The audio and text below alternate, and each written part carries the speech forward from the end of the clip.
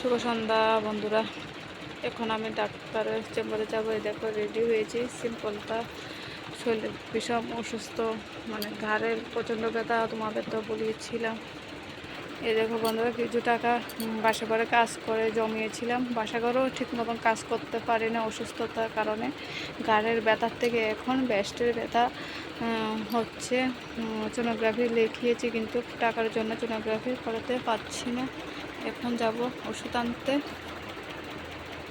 থেকে বাড়িয়ে চলে যাচ্ছি।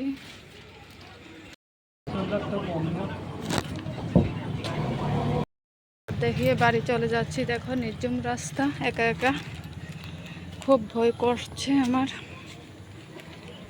একা একা ডাক্তার দেখিয়ে আসতে, স্বামী থেকেও পাশে নেই। দেখো খুব কষ্ট করে আমার নিজের রোজগার করে নিজের